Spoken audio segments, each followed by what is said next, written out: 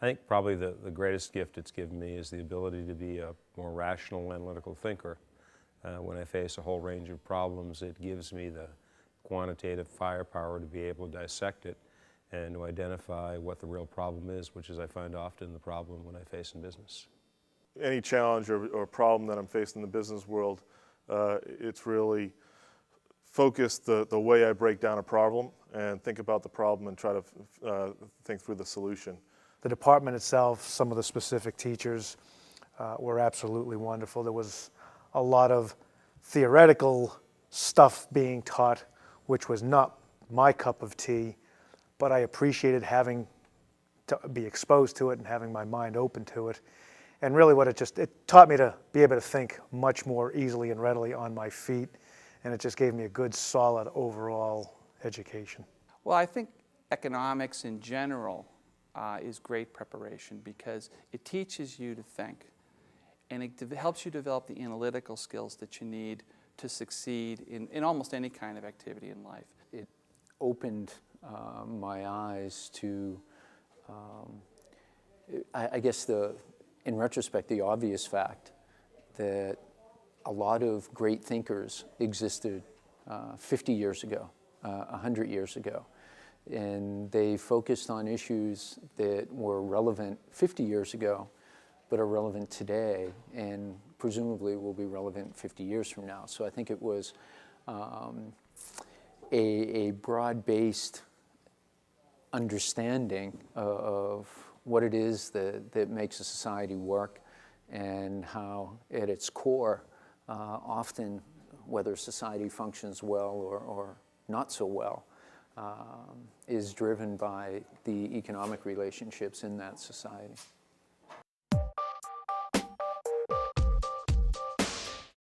It gave me the ability to pursue and deepen my knowledge of mathematics, and taught me how to use mathematics to solve problems that I could see in the real world. Don't just stick with the core curriculum. Take some of the courses that are maybe a little bit more challenging, but also probably a little bit more rewarding.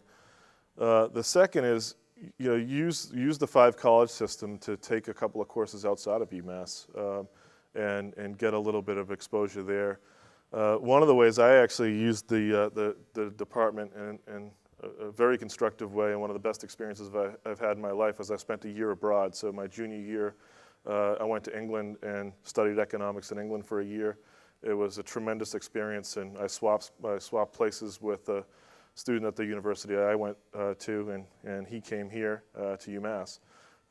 But that's a very interesting opportunity that folks should take advantage of. The nice part is there is great flexibility in this major. You do need to take your core number of economics courses, but because it is a liberal arts or in the social and behavioral sciences college, you have the chance to take courses in any other discipline. You can take an engineering course, you can take a business course, you can take history, you can take psychology, law, and by being able to take those different courses, you become a better person, a smarter person, a deeper person, and it also opens up greater avenues for you within this major.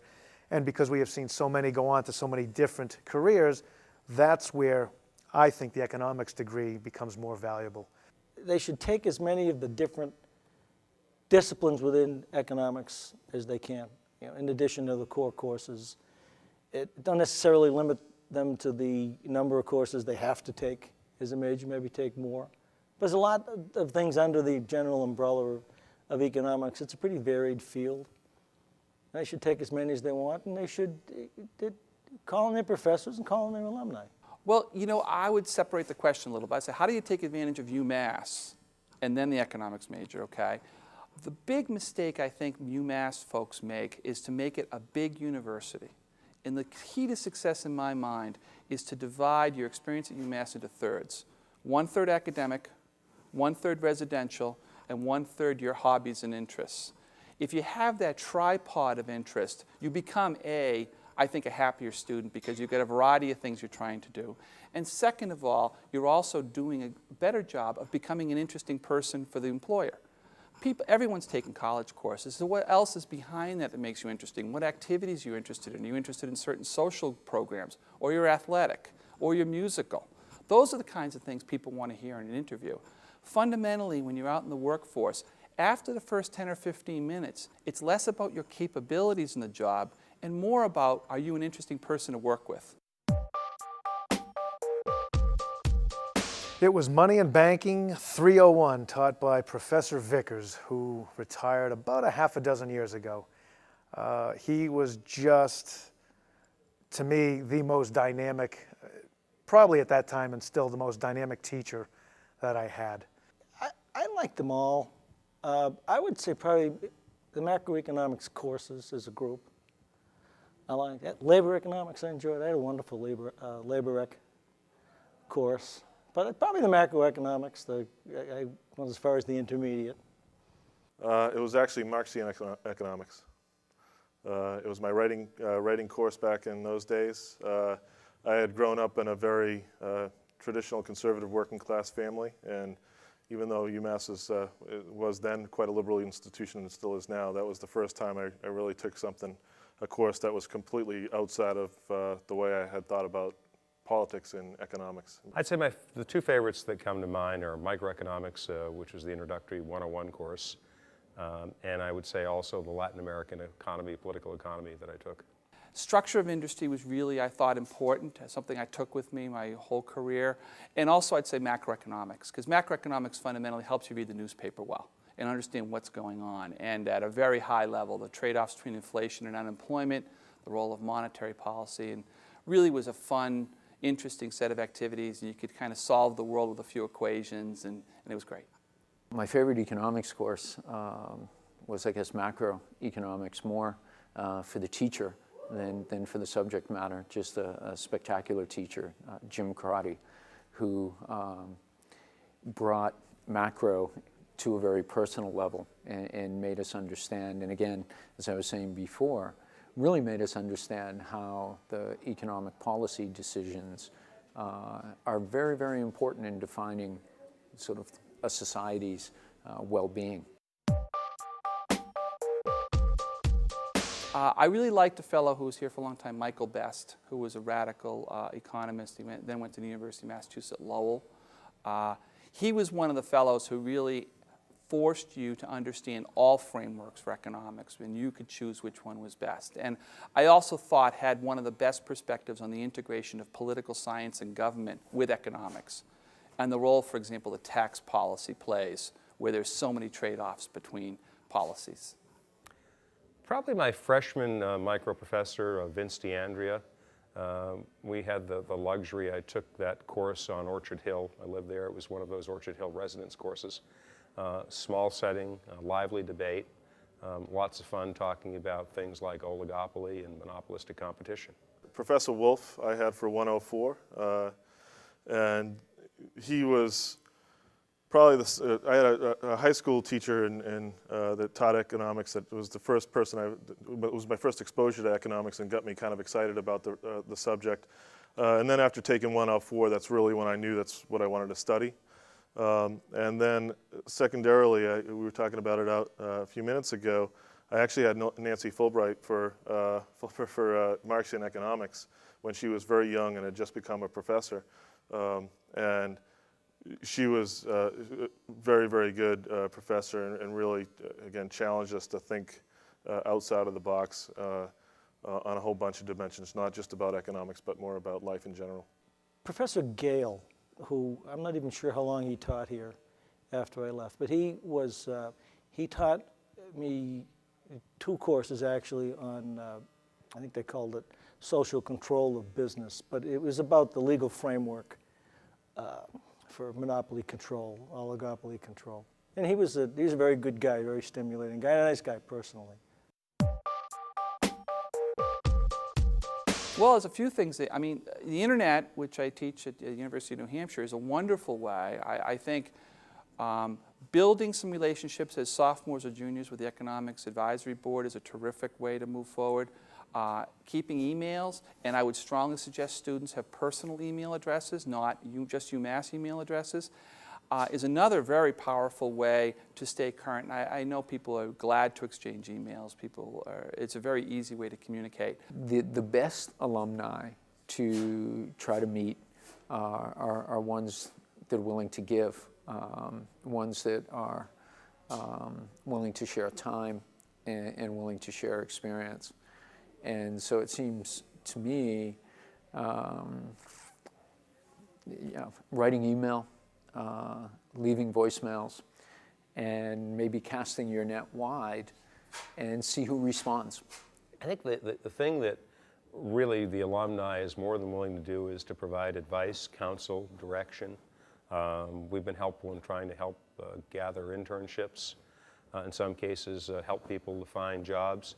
So I think that the burden's on the student to take advantage of the alumni network. There's a list of emails. People are generally very responsive. And I think the reason that people get involved from the alumni's point of view is they want to give something back. So I think it's an opportunity to take advantage of that group as a resource. It's not easy for an undergrad to call some old fart. And despite that, we stress, pick up the phone. Now with email, it's even easier. But you as the undergrad have to take an initiative, and you've got to take the lead. You can tap into us at these meetings. They should do that. Got our email addresses. Don't be shy. Anytime I don't think there's a person on our board that would be less than very happy anytime any kid called him or her and asked for a question with it. Be proactive, stay in touch. I would say in general, I like the theoretical part of economics, the macro theoretical side. I was never as akin to the mathematical and technical part of economics.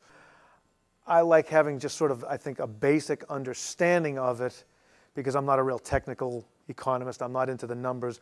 But I like the fact that I have an understanding of some basics, what supply and demand is, money and banking, and how money works and currencies fluctuate. I don't have the in-depth knowledge. Again, I have a real rudimentary understanding of a lot of it, which has helped me both personally and professionally, and that I can teach my own children, because as they go through the years, and in particular in high school, they have no business courses. They have no economics courses. There are no such things in our school system. And we have a good school system, so to speak. So I'm able to give them some of that from my knowledge of economics. And they look at me sort of like, what are you talking about? But it's money. How do you balance a checkbook? How do you stick an ATM card in and keep getting money out, Dad? That's pretty cool. Well, it's not so simple. Mostly I would say macroeconomics excites me, and I'll tell you why. Because one of the things I liked about studying economics was when you start to study it, you can use it in a practical matter from day one. I mean, you can read any newspaper in any given day and apply the principles of economics, macroeconomics. And what excited me about it was kind of almost the first course I took where on a day-to-day basis, you had a new reflection on what a politician might say about something, or positions people have on foreign policy, foreign trade. All of that has economic underpinnings to it. That's mostly the fundamental macroeconomic structure to do that, and it's descending from that international economics and money and banking economics, whatever. But I would have to say macroeconomics is probably the simple answer to your question. I would say more the micro than anything. The notion of branded competition. I've spent most of my life in managing consumer products, marketing, sales, general management, and the idea of oligopolies or monopolies or price elasticity, the variables that we all face in making better decisions. It's interesting, the classic economic questions of what's made, who gets it, and how is it made are questions that small firms, medium-sized firms, large firms face all the time. And those are things that in terms of microeconomics are disciplines that I think really provide a skill set and a series of tools and ways to be able to gain advantage from that.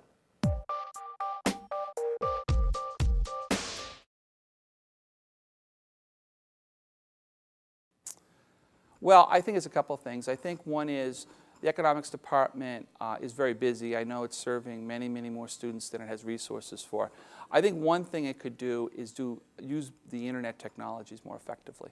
For example, at some universities, the formal lectures are captured online and are broadcast when the students can see them or for refreshing. I think, so video streaming, I think, is one possible technology.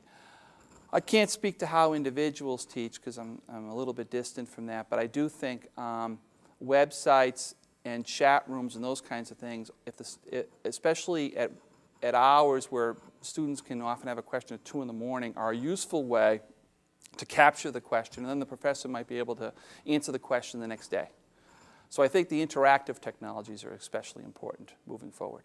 I guess I'd like to see the faculty constructed in a way that was very diverse, so that if you were so inclined to study a lot of math or micro or macro or more economic history or the history of economic thought, sort of that wide array, if that menu would be available.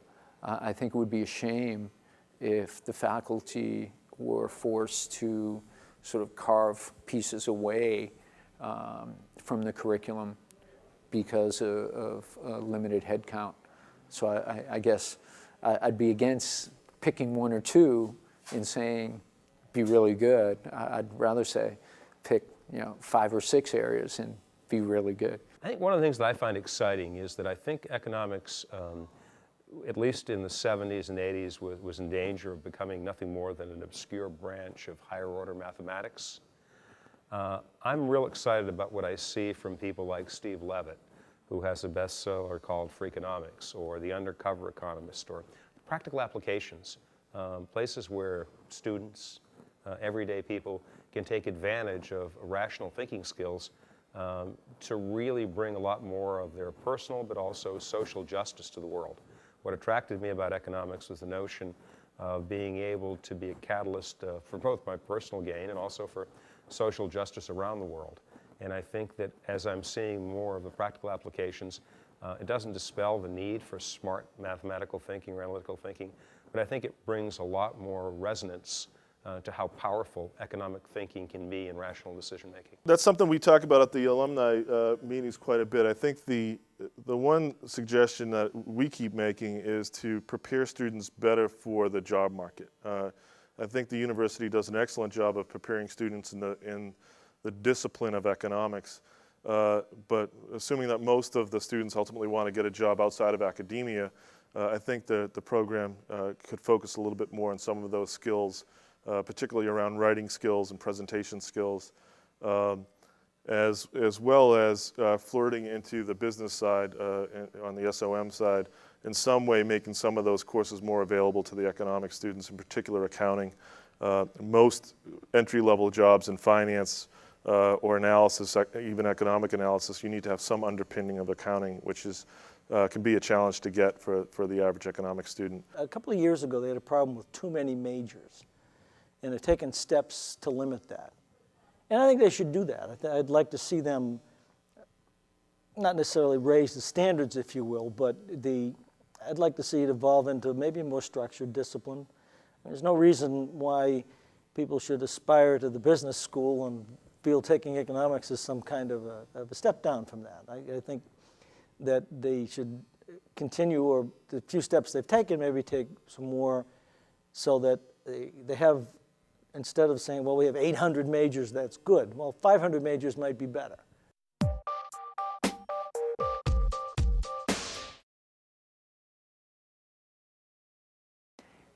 Experience life beyond what, for most kids coming to college, is a fairly narrow experience of the town they grew up in. So broaden that out a little. I think your ability to be receptive and really learn from what you're reading and studying would be much greater. I guess I've invented the most complicated way of saying, certainly first year or maybe the first couple of years, I wasn't smart enough or experienced enough to appreciate the wealth of information that was really being shared with me. I think I'd probably benefit a lot better from the same 4 years now than 30 years ago. I think the one thing I do differently is that being first generation, coming to UMass and having to put myself through school, I kind of wish that maybe I had used debt, meaning that I would have taken loans and not worked 2 or 3 or 4 jobs every semester. I would have probably, while I was fine with grades, I think I might have been more of a scholar. I might have probed some of my areas of intellectual curiosity and plumbed them a little bit more, taking more courses. I think that I might have limited myself by trying to put myself through school and basically leave school with no debt. So I guess while I had a wonderfully rich experience and a wonderful experience here, I think in hindsight, I would have liked to have maybe done a little bit more scholarship, I think, personal scholarship, and not had to worry about working or leaving class and sprinting to a job or going to work. I guess that would be it. You know, seriously, when I was in school here, it was probably a bit different. It was very much centered around having a good time, and academics was secondary. And although I did reasonably well academically, I didn't push myself probably as hard as I should have from a course load point of view, and took the pass-fail route a few times and those kinds of things that in retrospect I would have been better served taking more courses that were more challenging. I would avail myself of more things that the university makes available that don't have anything to do with what I was studying in the classroom. I did very few things when I was here that didn't involve, I lived in a fraternity house, and it was centered around that or centered around something I was studying in the classroom. And there's hundreds and thousands of things that go on all the time that now I would probably avail myself, although have nothing to do with what I'm studying. Go to a ballet or for example, when the economics club has the Gambell speaker with that. Other departments probably do that as well. Well, I never went to any of those. Like I never went to, if the government department had a well-known speaker in that field, but it wasn't my field, I never went out of my way to do that. And as I think about it, I would have done more of that, more of just exposing myself to things that other departments do that don't necessarily have anything to do with what I'm doing on a day-to-day basis. The real easy answer is come back and apply myself more. I came here as a 17-year-old, not really sure what I wanted to do.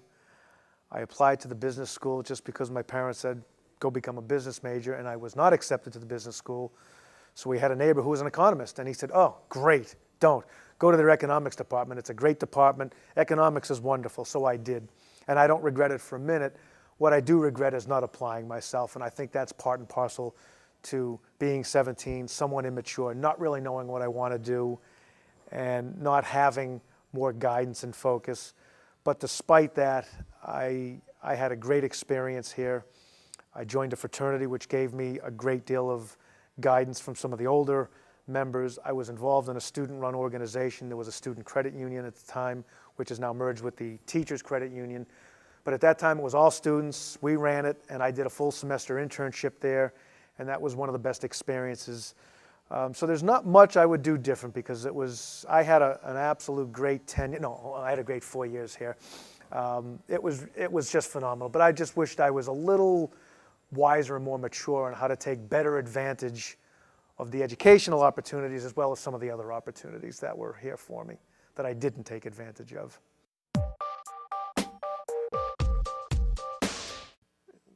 I think the biggest thing that you don't get at UMass that you probably need to prepare for is UMass is in a very isolated, small town, which has got a lot of benefits to it, but the kind of worldly experience of being in a city you don't really get here, and I think that's one of the first things that people should really challenge themselves at. I firmly believe doing an internship is an invaluable thing for someone to do. Clearly you want it to be in what you think is going to be a related field, but either way, whether you do it and whether it works or doesn't work, it's a great tool to learn from, to help guide you in your future life, what you may want to do. Speaking to alumni, doing some kind of a shadowing thing, getting out there, taking advantage of the many opportunities that are here, being involved in a club like you're doing in the undergraduate club, I think is another great tool, and it puts you in connection with alumni. They should just want to continue to learn.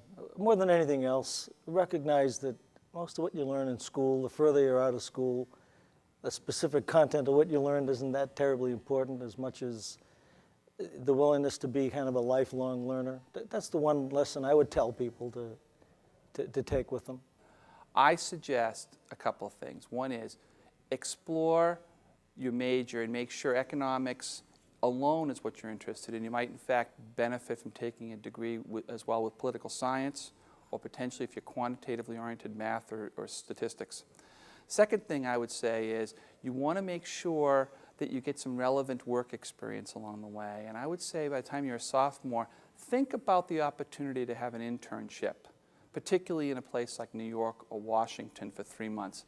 I think folks who have had a little exposure to how economics is used, it puts them in a much better place when they're looking for jobs, and it gives them a much stronger sense of how economics is really used. I think the important thing that I find about once you've obtained a degree in economics is being able to get out in the real world and begin to develop a skill set beyond analytical thinking. That is to deal with the qualitative side of business or the world, and that is dealing with people, dealing with expressing oneself, being able to get up in front of groups, and really learn how to get along with people. As Peter Drucker, the late great thinker in the world of managers, used to say, it's all about the people. So I would strongly recommend getting a lot more human experience, because there's one of the things that I think that most economists have a hard time quantifying, and that's the value of human capital. Obviously, there's no easy answer. What I would do is have the courage, easier said than done, to pursue something that you love, that you're passionate about. Don't do something for the money. Don't do something that you think might make sense. If it's at all possible, do something that you're madly in love with, because I think no matter what you choose, there'll be failures along the road. And if you're doing it because someone else told you to do it, it's easy to give up. If you're doing it because it's in your heart and soul, you'll persevere.